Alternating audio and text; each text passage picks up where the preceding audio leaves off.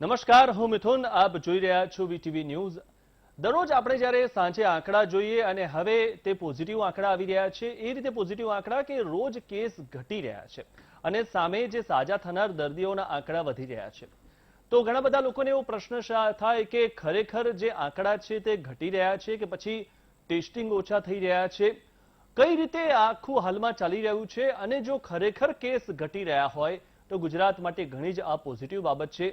આ જ બાબતે આપણે ચર્ચા કરીશું.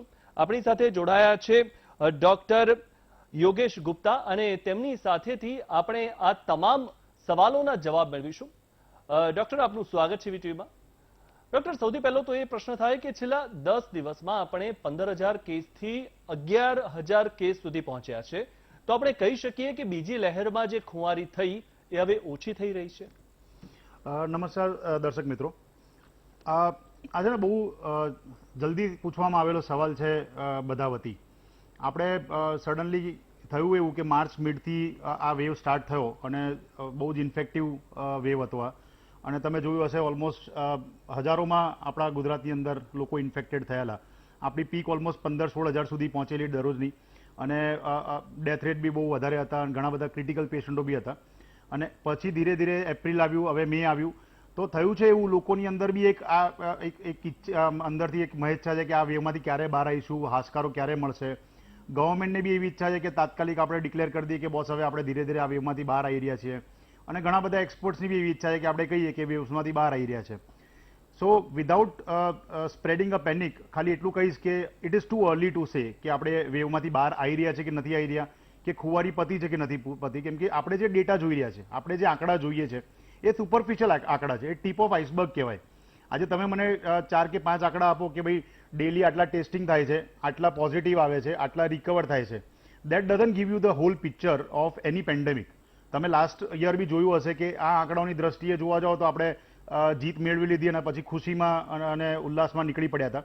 સો it is too early to say. દર્શક મિત્રોને અને બીજા બધાને જે આ આંકડાઓનું ઇન્ટરપ્રિટેશન કરી રહ્યું છે એમને કહીશ કે ટુ અર્લી ટુ સે. કેમ કે આવા આંકડાને તમારે સમીકરણ કે ઇન્ટરપ્રિટેશન કરવું હોય તો ઘણા બધા બીજા આંકડા જોઈએ, જેનો ઘણો અભાવ છે. કહેવાનો તાત્પર્ય એ છે કે પોઝિટિવિટી રેટ શું છે, ફેટાલિટી રેટ શું છે, અત્યારે કેટલા લોકો સિરિયસ હોસ્પિટલમાં એડમિટેડ છે, અત્યારે કેટલા લોકોને વેન્ટિલેટર મળ્યું છે નથી મળી રહ્યું, કેટલા લોકો અત્યારે જીવના જોખમ સાથે લડી રહ્યા છે અને કેટલા લોકોને પોસ્ટ કોવિડ અત્યારે આઈસીયુની અંદર ઝઝૂમી રહ્યા છે. સો એવા ઘણા બધા આંકડા છે જે આપણા જોડે નથી, કદાચ પોસિબલ બી નથી એ લેવા, કેમ કે એટલું બધું દેશ છે, એટલું મોટું ડેમોગ્રાફિક છે કે તમને બધા આંકડા મળી રહે એવું જરૂરી બી નથી. પણ હા, ડેફિનેટલી હવે ખાલી આ આંકડાઓની વાત કરીએ સાહેબ, તો ડેફિનેટલી આપણે એમ જોઈએ કે 29 એપ્રિલથી સ્ટાર્ટ કરીએ 10 દિવસ, તો આપણા આંકડા ડેફિનેટલી ઘટ્યા છે. ગુજરાતમાં અંદર જુઓ તો 15,500 સુધી પહોંચ્યા હતા, હવે અરાઉન્ડ 11,500-12,000 વચ્ચે આપણે રમી રહ્યા છીએ. તમે જુઓ તો અમદાવાદની અંદર 5,500 સુધી પહોંચ્યા હતા, હવે અરાઉન્ડ 2,500 થી 3,000 વચ્ચે આંકડા આવી રહ્યા છે. એવું જ હાલત સુરતની બી છે, એવું જ હાલત બરોડાની છે. 1 કે 2 સિટી જોઈએ, જામનગર, જુનાગઢ, જ્યાં હજી કેસ આપણને વધારે દેખાય છે. સો ડેફિનેટલી કેસીસ ઘટ્યા છે. હવે એની સામે સવાલ આવે ટેસ્ટિંગનો, તો એના માટે બી આપણે ધીરે ધીરે જેમ જેમ આ પ્રોગ્રામ વધશે એમ એના માટે બી ચર્ચા કરીશું કે ટેસ્ટિંગ જે ઘટેલા દેખાય છે ખરેખર ઘટ્યા છે, આપણને આંકડા ખોટા મળી રહ્યા છે કે શું ચાલી રહ્યું છે એની અંદર. અને થર્ડ વસ્તુ એ છે કે રિકવરી રેટ ડેફિનેટલી વધારે છે. જ્યારે આ વેવ ચાલુ થયેલો ત્યારે recovery rate almost less than 50% હતો. આજે આપણા જેટલા પોઝિટિવ આવે છે એની સામે એનાથી વધારે લોકો રિકવર થઈ રહ્યા છે, તો ડેફિનેટલી રિકવરી રેટ વધ્યો છે. સો આ 3 કે 4 આંકડાને લઉં તો કદાચ હા, ડેફિનેટલી આપણે ધીરે ધીરે આ વેવમાંથી બહાર આવી રહ્યા છીએ. બિલકુલ બિલકુલ. ડોક્ટર, આપણે જો જોઈએ તો એક સમય કાં તો એક બે દિવસ એવા આવ્યા હતા કે અમદાવાદના જે આંકડા હતા તે મુંબઈને પાર કરી ગયા હતા. મુંબઈમાં જેટલા આંકડા આવે તેનાથી પણ વધારે અમદાવાદમાં આવ્યા હતા. અમદાવાદમાં 5,700 કેસથી હવે નવા રોજિંદા કેસ 3,000ની આજુબાજુ પહોંચ્યા છે. તો અમદાવાદની પીક ખતમ થઈને ડાઉન ટ્રેડ થયો છે એવું કહી શકાય? યસ. તમે ડેલી ઇન્ફેક્શન જે ડેટાને ગણીએ પીક માટે, તો એ ડેફિનેટલી ડાઉન થયો છે. આપણે મહારાષ્ટ્ર મુંબઈ જોડે કમ્પેર કરીએ છીએ, પણ ફ્રેન્કલી મુંબઈનો જે આંકડો તમે કહો છો એ મુંબઈનો આંકડો ડાઉન ટ્રેન્ડ તરફનો આંકડો હતો. મુંબઈનો એકચ્યુઅલ આંકડો તો 12,000 સુધી પહોંચી ગયો હતો અને પછી એ 5,000, 4,000 એમ ચાલતા ચાલતા કદાચ અત્યારે 2,500-3,000નો ચાલી રહ્યો છે. એ વખતે જ્યારે આપણો પીક હતો ત્યારે એનો ડાઉન ટ્રેન્ડ હતો. અમદાવાદની વાત કરીએ ને તો આપણે મેં કીધું એ પ્રમાણે 5,500 થી અત્યારે 2,500 વચ્ચે ડેલી પોઝિટિવ રેટ આવી રહ્યો છે. સો ડેફિનેટલી આપણું પીક આવીને હવે આપણે ડાઉન ટ્રેન્ડ તરફ જઈ રહ્યા છે. અને આ વાયરસનો જે આ સ્ટ્રેન છે કે આ જે વેવ છે એની આ જ ખૂબી રહી છે. લાસ્ટ યર આપણે જો વિચારીએ તો પીક પર આવતા 3.5 મહિના થયા હતા અને પછી ડાઉન ટ્રેન્ડ થતા બી બહુ ટાઈમ થયેલો. પણ આ જે ઇન્ફેક્શનનો રેટ આ વેવમાં જોવા મળ્યો છે એ બહુ રેપિડલી વધ્યો હતો. તમે જોયું હશે વિધિન 15-20 ડેઝ આપણે ઓલમોસ્ટ 5,500-6,000 સુધી પહોંચી ગયા હતા અને એવી રીતે એટલું રેપિડલી નીચે બી આવી રહ્યો છે. તો ડેફિનેટલી આપણો પીક કદાચ જતો રહ્યો છે ને હવે આપણે ડાઉન ટ્રેન્ડ તરફ જઈ રહ્યા છીએ. જી જી. તો આ જે તમામ આંકડાઓ છે, આંકડાઓમાં જામનગર અને જુનાગઢ એવા બે શહેરો છે જ્યાં સતત કેસ વધી રહ્યા છે. તો એ શહેરોનો ટ્રેન્ડ શું કહી શકાય? આપણે હું તમને example as an epidemiological point of વ્યૂથી આપું. આપણે ઇન્ડિયાથી પહેલા સમજીએ તો કદાચ આપણને ગુજરાત સમજ પડશે. આપણે India as a whole country જોઈએ ને તો મહારાષ્ટ્રથી શરૂઆત થયો હતો, પછી ગુજરાત એડ થયું એની અંદર, સાથે છત્તીસગઢ, પંજાબ, કેરેલા, પછી દિલ્હી આવ્યું, યુપી આવ્યું, બેંગોલ આવ્યું. કહેવાનો તાત્પર્ય એ છે કે શરૂઆત મહારાષ્ટ્રથી થયેલી અને હવે બેંગોલ તરફ એ ઈસ્ટ તરફ વધ્યું છે. કર્ણાટકાના કેસીસ બહુ વધી રહ્યા છે. સો કહેવાનો મિનિંગ એ છે કે વાયરસનો બી કન્ટ્રીની અંદર બી એક ટ્રેન્ડ હોય કે જે પહેલો સ્ટેટ આવ્યો હોય એનો પીક આવે, પછી એ ઘટે, ત્યાં સુધી એ બીજે ફેલાય, પછી એનો પીક આવે એ ઘટે. તો એ રીતે જ હવે તમે ઇન્ડિયાને તમે કમ્પેર કરો ગુજરાતમાં, તો ગુજરાતમાં બી એક ટ્રેન્ડ છે. જ્યારે વધવાનું સ્ટાર્ટ થયેલું તમને યાદ હોય તો સુરતમાં સૌથી વધારે વધ્યું હતું પહેલા, પછી અમદાવાદ સાથે ભેગું થયું, બરોડા, રાજકોટ એ બધા મોટા મોટા સિટીઝની અંદર વધતું ગયું અને ધીરે ધીરે એમના ત્યાં ઘટતું ગયું અને આ વસ્તુ ફેલાતી ગઈ જામનગર, જુનાગઢ, ભાવનગર, પોરબંદર તરફ અને હવે એ લોકો પોતાના પીક તરફ જઈ રહ્યા છે અને પછી એ લોકો ડાઉન ટ્રેન્ડ થશે. તો ઇન્ડિયાની અંદર બી સ્ટેટ છે, સ્ટેટની અંદર બી સિટીઝ છે. તો જામનગર, જુનાગઢમાં આપણે જે જોઈ રહ્યા છે એ હવે આપણે જે ઇન્ડિયામાં બેંગોલ તરફ જોઈ રહ્યા છે એ જામનગર, જુનાગઢમાં જોઈ રહ્યા છે આપણે. બિલકુલ બિલકુલ. તો 22 એપ્રિલની આજુબાજુના રાજ્યમાં 1,90,000 ટેસ્ટ થયા હતા. એ આંકડા હવે 1,30,000નો થઈ ગયો છે.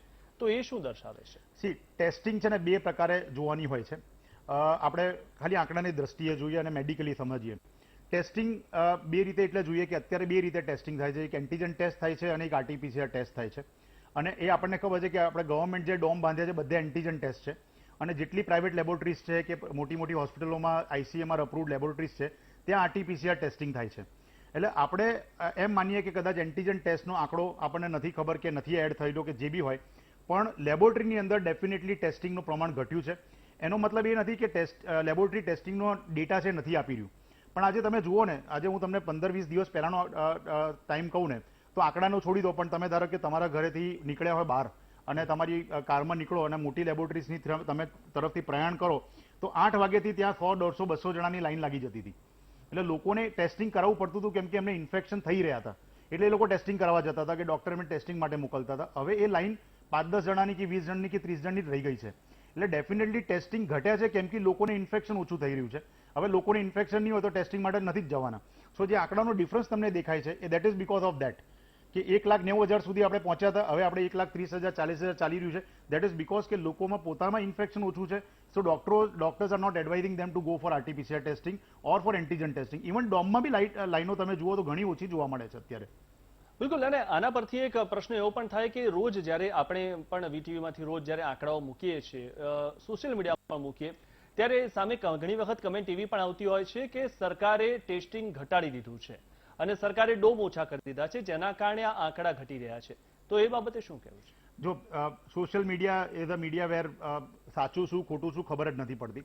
આપણે તો આંકડાની દ્રષ્ટિએ ચાલવું પડે અને આપણે જે નજરે જોઈએ છે ને એ જોવું પડે અને એઝ અ ડોક્ટર હું જે નજરે જોઉં છું એને જ હું આંકડા રીતે જોતો હોઉં છું.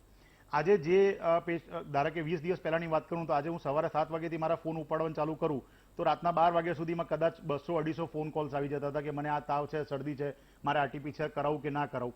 હવે એ કોલ્સ ઘટીને અત્યારે 40-50 સુધી થઈ ગયા છે. સો એક આંકડો એના માટે તો આઈ ડાઉટ કે ગવર્મેન્ટ મને કહે કે ભાઈ તમે આંકડા ઘટાડી દો. સેકન્ડ વસ્તુ ડોમની જે વાત કરીએ છીએ, મને ખ્યાલ છે ત્યાં સુધી દરેક ડોમની અંદર સરકાર એક કિટ મોકલે કે ભાઈ તમારે 100 ટેસ્ટ પૂરા કરવાના છે અને એ 100 ટેસ્ટ પૂરા થાય એટલે એ ડોમ એ વખતે પછી ક્લોઝ થઈ જાય. હવે અત્યારે ડોમ ઘટાડે છે કે નથી ઘટાડે એ તો ગવર્મેન્ટ જ આપણને કહી શકશે, પણ ડેફિનેટલી ડોમ પર લાઈનો ઓછી છે. હવે લાઈનો તો સરકાર નથી બનાવતી, લાઈનો તો જે લોકોને ઇન્ફેક્શન થયું છે એ જ જાય છે. સો ડેફિનેટલી એ લાઈનો ઘટી છે. પણ બહુ મહત્વની વસ્તુ જે સમજવાની છે ને એ 5-6 દિવસ પહેલાની આઈસીએમઆર ગાઈડલાઇન્સ છે જે સોશિયલ મીડિયામાં જે એક્સપર્ટ્સ બેઠા છે સમજી નથી રહ્યા. આઈસીએમઆરે 3 ગાઈડલાઇન્સ ચેન્જ કરી ઓલમોસ્ટ 8-9 દિવસ પહેલા કે એક જે લોકો ટ્રાવેલ કરી રહ્યા છે એમને તમે આરટીપીસીઆર ટેસ્ટિંગ અને ટેસ્ટિંગની તમે ફરજિયાત ના કરો. બીજું જે લોકો રિકવર થઈ ગયા છે એમને તમે ટેસ્ટિંગ માટે ના કહો. અને ત્રીજું તમારે કોઈ ઓફિસ, ઘણા બધા ઓફિસીસ એવા હતા, એમએનસીસ એવા હતા જે એવું કહેતા હતા કે તમારે દર અઠવાડિયે ટેસ્ટિંગ કરીને આવવાનું છે. એ ટેસ્ટિંગ ઘટાડવાનું આઈસીએમઆરે કીધેલું. તો તમે આખું જુઓ તો 30-40% તો ટેસ્ટિંગ ત્યાં જ ઘટી ગયા. તો એ ગાઈડલાઇન્સ ચેન્જ થવાના કારણે પણ ટેસ્ટિંગની લાઈનોની અંદર તમને ટેસ્ટિંગ ઓછા થતા દેખાઈ રહ્યા છે. સો ગવર્મેન્ટ ફર્જ કરી રહી છે કે એવું અત્યારે બહુ જ અતિશયોક્તિ હશે અને પેનિક ડ્રીવન હશે, પણ આજે આપણે આપણી નજરે જે જોઈએ છે એ બહુ મહત્વનું છે. હું મારા ડોક્ટર મિત્રો જોડે જ્યારે વાત કરું ત્યારે એ લોકો બી મને એ જ કહી રહ્યા છે કે ડેફિનેટલી કોલ્સ ઘટ્યા છે for the symptomatic patients. So definitely લોકોમાં ઇન્ફેક્શન ઘટ્યું હશે તો જ આપણે લોકો એને ટેસ્ટિંગ માટે નથી મોકલી રહ્યા. બિલકુલ. ડોક્ટર, એવું બની શકે કે શહેરોમાં સંક્રમણ ઘટ્યું છે એટલે વધારે લોકો ટેસ્ટ માટે નહીં જતા હોય અને તેની અસર ટેસ્ટના આંકડાઓ પર પડી હોય? યસ, એ જ વસ્તુ થઈ. આજે શહેરોની અંદર સંક્રમણ ઘટ્યું હોય એટલા માટે કહીએ કે મેં કીધું ને આ વાયરસનો સેકન્ડ વેવનો ટ્રેન્ડ જે છે એ ટિપિકલ યુકે વેરિયન્ટનો ટ્રેન્ડ છે. આપણે યુકે વસ્તુને એટલા માટે યાદ રાખવી જરૂરી છે કે આપણે આ પેન્ડેમિકની અંદર એમનાથી જ બધું શીખવાનું છે. આપણે જે જગ્યાએ થયું છે ને ત્યાં કેવી રીતે ડાઉન ટ્રેન્ડ આવ્યું છે. યુકેની અંદર બી સડનલી પીક આવી વિધિન 15-20 ડેઝ અને પછી સડનલી ઘટી હતી પીક. એવી રીતે જ આ વેરિયન્ટની અંદર બી આ થઈ રહ્યું છે. પીક સડનલી આવી છે, ઘટશે બી સડનલી, પ્લેટુ નહીં રહે. 3 મહિના, 1.5 મહિનો, 2 મહિનો આવો આંકડો નહીં રહે, પછી સડનલી જ ઘટશે. એટલે તો જે ઘટી રહ્યું છે ડેફિનેટલી ઇન્ફેક્શન ઓછા થઈ રહ્યા છે એટલે લોકો ઓછા જઈ રહ્યા છે ટેસ્ટિંગ માટે, જે આપણને દેખાઈ રહ્યું છે. બિલકુલ. સુરતની વાત કરીએ તો સુરત શહેરમાં 10 દિવસ પહેલા એટલે કે 29મી એપ્રિલની આજુબાજુ 2200 કેસ આવતા હતા. હવે એ આંકડો 1100 પહોંચ્યો છે. તો શું સુરત મુશ્કેલીમાંથી બહાર નીકળી ગયું છે એવું ચોક્કસથી કહી શકાય? ડેલી ઇન્ફેક્શન રેટમાંથી તો ડેફિનેટલી બહાર નીકળી ગયું છે. એ મેં કીધું ને આંકડાની દ્રષ્ટિએ ખાલી આપણને જે આંકડા મળી રહ્યા છે એ ડેલી ઇન્ફેક્શન રેટના મળી રહ્યા છે અને રિકવરી રેટના મળી રહ્યા છે. તો એ પ્રમાણે જોવા જાવ તો કોઈ પણ શહેર અત્યારે જામનગર, જુનાગઢ અને 1 કે 2 શહેરોને છોડીને ઓલમોસ્ટ એમાંથી બહાર આવી રહ્યું છે. બીજી વસ્તુ, આપણા જોડે જેટલા આંકડા છે એ બધા શહેરોના આંકડા છે, જે આપણે જે કહેવાય ને કે 1 ટાયર કે 2 ટાયર સિટીઝના. આપણા જોડે રૂરલના કોઈ આંકડા નથી, આપણા જોડે 3 ટાયર સિટીના કોઈ આંકડા નથી. તો સુરત માટે હા ડેફિનેટલી કહી શકું કે infection rate, daily infection rate ઘટ્યું છે. ઓલમોસ્ટ 50% ઘટાડો દેખાઈ રહ્યો છે આની અંદર. બિલકુલ. તો દર્શક મિત્રો, આપણે આગળ પણ આ વિશે આપણે જાણીશું ડોક્ટર પાસેથી કે ખરેખર જે આ આંકડાઓ ઘટી રહ્યા છે તો આ આપણા માટે પોઝિટિવ વાત છે કે નહીં. બ્રેક બાદ જાણીએ.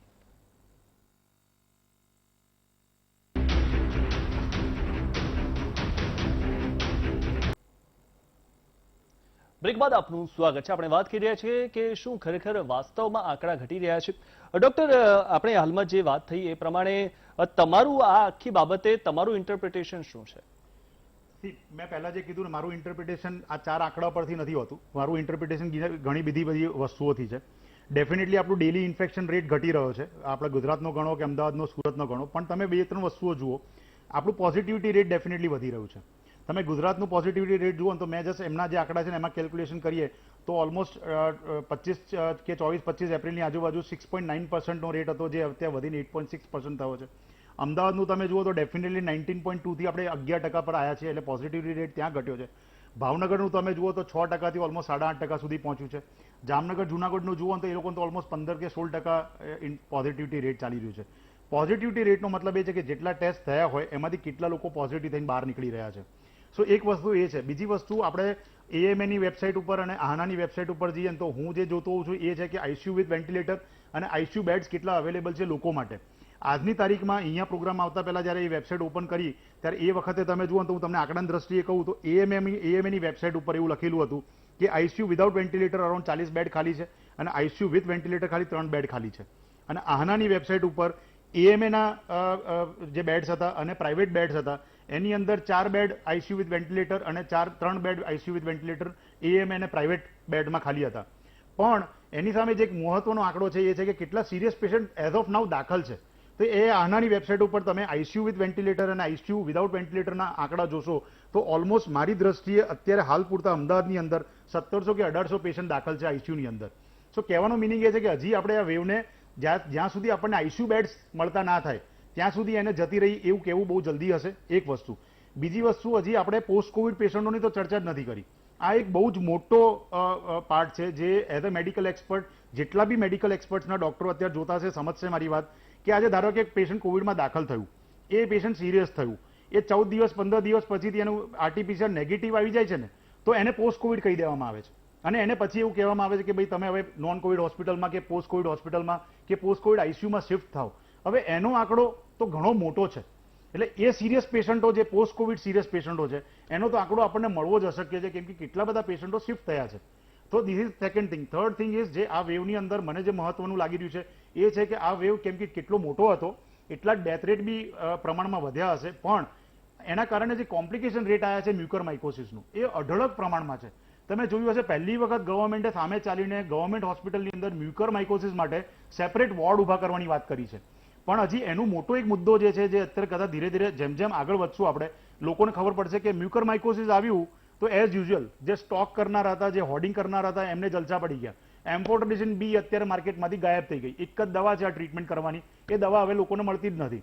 સો કહેવાનો તાત્પર્ય એ છે કે આ જે વેવ છે ને એ ત્યારે જ જશે જ્યારે આપણને આઈસીયુ બેડ્સ મળતા થશે, જ્યારે આ કોમ્પ્લિકેશન વાળા પેશન્ટો હેમખેમ ઘરે જશે, અને ત્રીજું આ જે બ્લેક માર્કેટિંગ વાળા લોકો છે ને એને કંઈક સબક શીખવાડવામાં આવશે ગવર્મેન્ટ થ્રુ. બિલકુલ બિલકુલ. તો ડોક્ટર, આપનો ખૂબ ખૂબ આભાર અમારી સાથે જોડાવા બદલ અને આ માહિતી આપવા બદલ. તો મિત્રો, જે આંકડા દરરોજ ઘટી રહ્યા છે, આજે બી આપણે જે આંકડાઓ છે એમાં આપણે જોઈશું કે ગઈકાલ કરતા 1000 થી 1500 ઘટેલા હશે, અને જે વધેલા આંકડા હશે એટલે કે સાજા થયેલાના જે આંકડા હશે એ પણ એવી જ રીતે વધેલા હશે. એટલે કે હવે રોજ આપણે અનુમાન લગાવી શકીએ. મહત્વની વાત છે કે પોઝિટિવ ન્યૂઝ તરીકે આ લેવું બરાબર છે, પરંતુ આ જોઈને અને ફરીથી બહાર આપણે રખડવા નથી નીકળવાનું, કારણ વગર બહાર નથી નીકળવાનું, કંટ્રોલ રાખવાનું છે. સમાચારોમાં અત્યારે બસ આટલું જ. રજા આપશો.